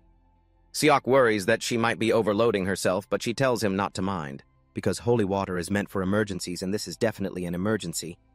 Seok then tells her to try and hold out for 5 minutes. He promises that after that he'll finish the fight. As Sangha prepares to risk her life, she tells Seok to make his strike count when the time comes. A fierce battle erupts between the two of them. It forces Sangha to pour all of her strength into the battle. As the fight intensifies, she manages to land a vertical slash through John's afterimage, causing her to pause to see if she'd hit him. Or not. However, John had already reappeared right behind her and delivered a devastating kick, launching her into the air with blood trickling from the corner of her mouth. Just before she hits the ground, Seok, now fully charged, rushes in to catch her. In a cold, emotionless voice, Seok asks John if he's ready to die. John is stunned, sensing the massive surge of mana from the man before him. He wonders how in the world he managed to do that, because it should be impossible to gather that much mana in such a short amount of time. John is completely bewildered, wondering if Seok had been hiding his true strength this entire time. Seok asks John why he looks so surprised. After all, he's just applying the same principle as the very piercings on John's face. He panics, realizing Seok has seen right through him, and Seok retorts that only a fool wouldn't have figured it out. Seok reveals that Jeon is leaking mana everywhere by constantly overusing a power source far beyond his body's limits. However, it's precisely because of his carelessness that he was able to restore his paradox flame. John thinks Seok is just spouting nonsense because there's no way to absorb that much excess mana. But before he can even process it, Seok appears right behind him, whispering that he doesn't need to know why, because he's about to die anyway. Seok unleashes a 16-hit combo on him, slashing him to ribbons from every direction, while simultaneously incinerating him with the paradox flame. John is horrified when he realizes he can't breathe. He can't even twitch a single muscle. Seok commends his effort to remain standing, even though he's already incinerated all of his muscle strength. Feeling death looming, the man desperately screams for his captain to save him. Suddenly, a hidden weapon comes flying towards Seok from above, and Seok senses it just before it's too late. He swings his spear up, blocking the vicious attack. The blow seems to have come from John's captain, who is standing menacingly on a rooftop. The figure is wearing a mask, and their head is covered by a hood. He commends Seok for being able to block that attack, since his original intention was to shatter his wrist. Seok wonders just who in the world this guy is. Deep down, he has a hunch that this is Jeon's captain. Though he doesn't want to admit it, Seok realizes this man is at least twice as strong as he is. Observing more closely, he immediately corrects himself, horrified to realize this person must be 4 times stronger.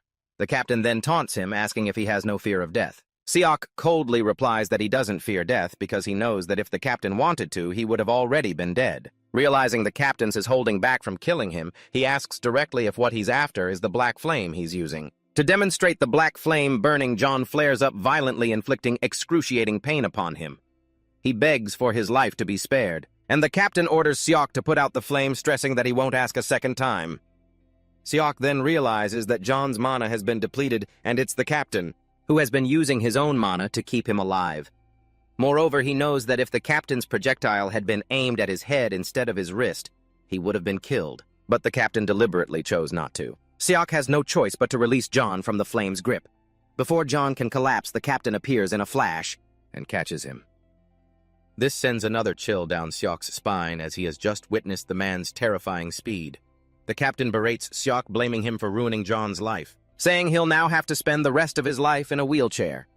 He then draws his bow, telling Seok that while it's true he wants to capture him alive, that doesn't necessarily mean he has to be in one piece. Seok then challenges the man to do whatever he wants because there's no way he'll ever be his puppet.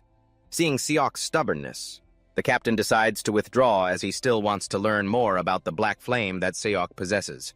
Before vanishing, he leaves a message for Seok saying that one day, he too will be forced to submit to him. After he leaves, Seok realizes he's just tangled with an extremely vicious individual.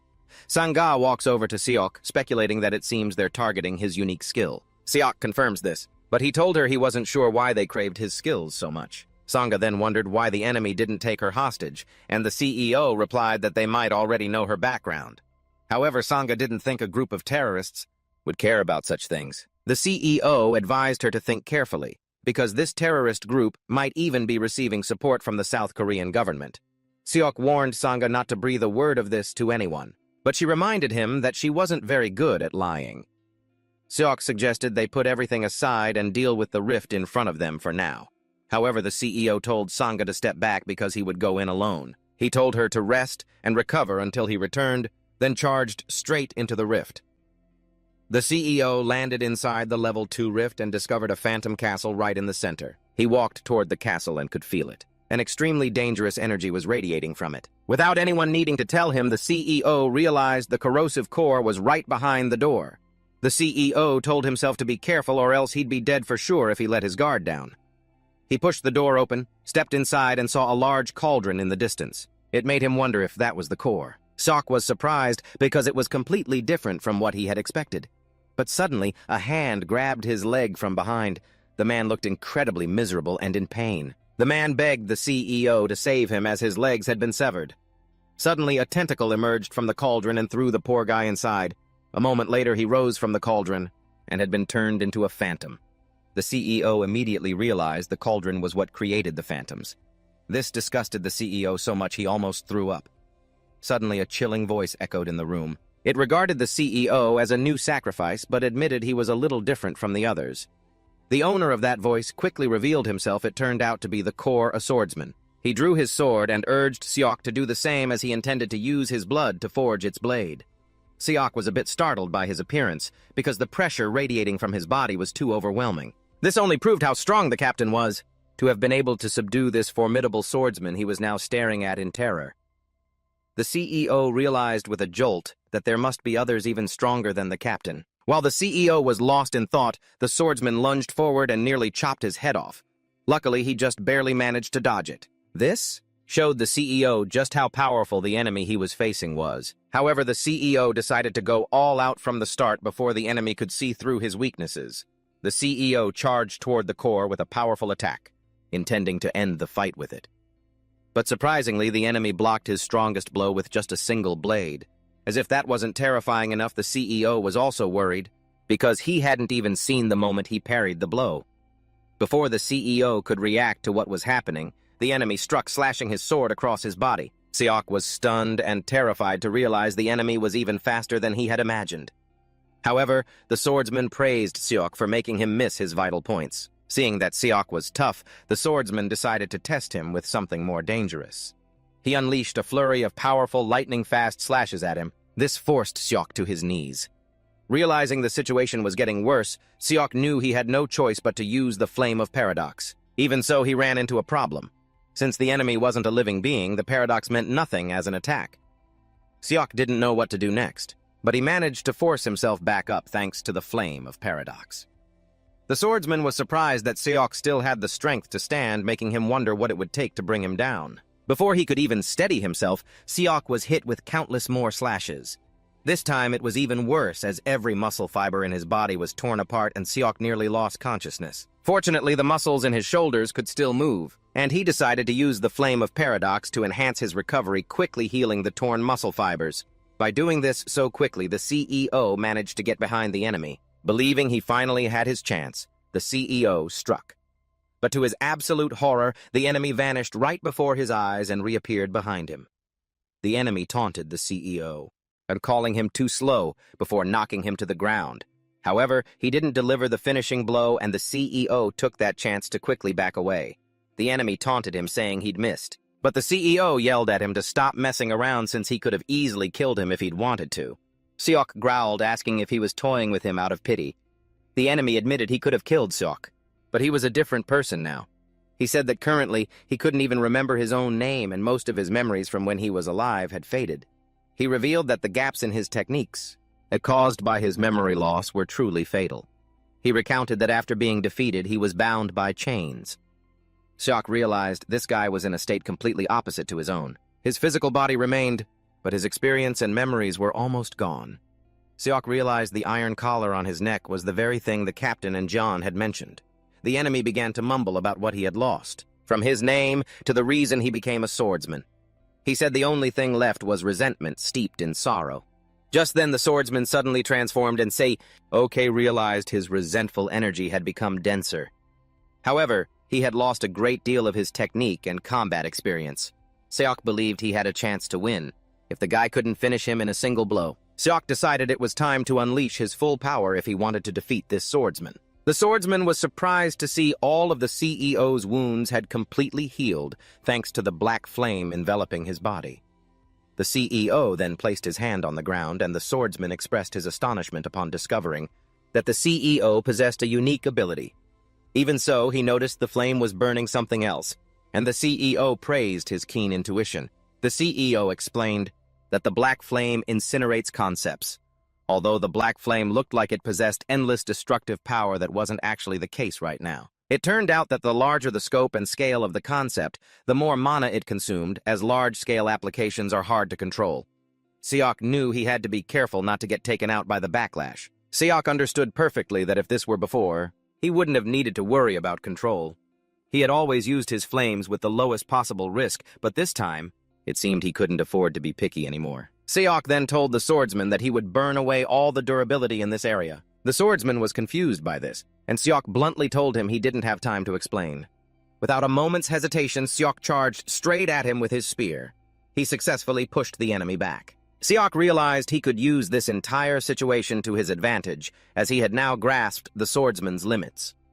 Seeing the situation turn dire, the swordsman suggested taking the fight outside. A fierce battle erupted between the two of them. They clashed wildly, destroying buildings and shattering pillars as they tried to annihilate one another. Seok was quickly overwhelmed, and his spear was even sliced in two. The enemy then launched a powerful slash. It was a mighty blow that seemed like it would finish Seok, but it missed its target.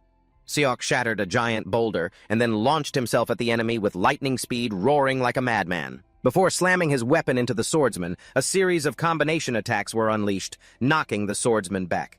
Witnessing Seok's overwhelmingly powerful attack, the swordsman was forced to ask who on earth he was. As he was still trying to recover from the last blow, Seok dove down from above, unleashing precise, laser-like slashes. These were designed to tear his body apart. The swordsman screamed in agony as he lost a huge chunk of his life force, but Seok didn't stop continuing his charge. The two finally clashed again, but Seok's cut was deeper, slashing diagonally across his body. Neither of them wanted to give up even as they screamed in pain, and this reminded Seok of his time in the other world. Someone had once asked him what he would do if he met an enemy of equal strength. Seok had replied that one of them wouldn't be walking out alive. Now in the rift, Seok's powerful attack dealt a fatal blow to the swordsman, though it drained every last bit of his strength. Despite that, Seok could finally smile because he was the strongest. As the swordsman disintegrated, the rift granted Seok a reward just like when he defeated the level 2 core. He was happy that the rewards always appeared just like they did in the other world. He opened the box to check and found a spearhead, which left him confused about how to use it. However, it didn't take him long to figure it out. After throwing it and calling it back, he realized he could use his mana to extend its length. He remembered a rumor that the rewards that dropped were based on the number of people who entered the rift, and he wished he had told Sangha to follow him and find a safe place to hide so she could have gotten a reward too. After that, he noticed the enemy's sword hadn't disappeared, so he decided to take it. A moment later, Seok returned to the surface and saw Sangha sleeping. He tossed the sword towards her to wake her up, and she was very surprised because it looked unlike anything she had ever seen before. Seok told her he just picked it up along the way and assured her it was an excellent blade since its previous owner was no pushover. Sangha inspected it and agreed. The sword was indeed amazing. She asked him where he got it, but a tired Seok just told her not to worry about it. All he wanted to know was if she had gotten enough rest while he was gone. Before he could say anything else, Seok collapsed. Sangha was incredibly surprised, but this showed her that Seok was only human after all. Due to the extreme danger of the level 2 rift, everyone went wild when they heard the news that he had cleared it all by himself. The public went into a frenzy over it, because even the most skilled hunters would have a hard time doing it alone. His face was plastered everywhere, turning him into the #1 celebrity. Later, Seok woke up in a hospital room and realized he couldn't even step outside, because a huge crowd was waiting for him. A moment later, a woman with glasses entered the room and introduced herself as Ja Sudong. It seemed she was from the Embago Tower's secretarial department. Seok invited her in, thanking her for covering his hospital bills. However, he also expressed his surprise as he had never heard of a place called Embago Tower. Sudong replied that they weren't very well known to the public because their main field of operation was information technology. Sudong told him to let her know if there was any inconvenience, but he replied that there was nothing. However, he did let her know there was something he was wondering about. He told Sudong that he knew hospital bills weren't cheap, which meant her organization wanted something from him. Without beating around the bush, Seok asked her directly what they wanted him to do. Before explaining, Sudong gave Seok a pastry to eat. Once they were both more comfortable, she began to tell him about the shield generator. She mentioned that it was a device that created a barrier for defense against corrosive creatures. Basically, the organization wanted Seok to help transport this important device. Sudong explained to Seok that this was still just a prototype built in the US, but if it was successful and mass-produced, it would bring salvation to areas that hunters couldn't reach. Sudong told him this was a life-or-death mission with the potential to change the fate of all mankind.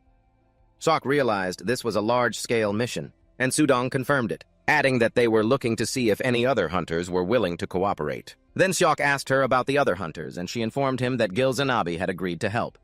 Upon hearing that, Seok realized this whole thing was much bigger than he had imagined. Sudong said they would transport the shield generator by train after leaving Vladivostok and arriving in Holland. From there, they would use a helicopter to take it to England to conduct a test run. Seok asked why they had to go to all the trouble of going to England, and she revealed that one of the 69 major rifts, Ristorante, was located in Nepal. It seemed the influence of this rift covered everywhere from Europe to North Africa. She said that the only safe place left was England, because this area is somewhat protected by the sea. She also reveals that Europe is currently in a state of anarchy, and governments are losing control, which it turns out has been seized by hunter corporations. For this reason, their control over various regions is no different from that of warlords. It seems they'll also be transporting relief supplies at the request of international organizations, which immediately tells the CEO that the ship will be a major target. Sudong then asks the CEO if he's ever been abroad before, but he replies that he hasn't. He tells her this mission will be his first time going abroad, and Sudong says that they will likely face dangerous situations out there. The CEO is confused when she uses the word they, and she reveals that she'll be going along on this mission as well. After that, Seok tells Sudong that he wants Sunga to come along. He assures Sudong that Sunga is a trustworthy friend, and Sudong accepts Seok's request without hesitation. The boss is very pleased with this arrangement, because it will help his influence grow even more.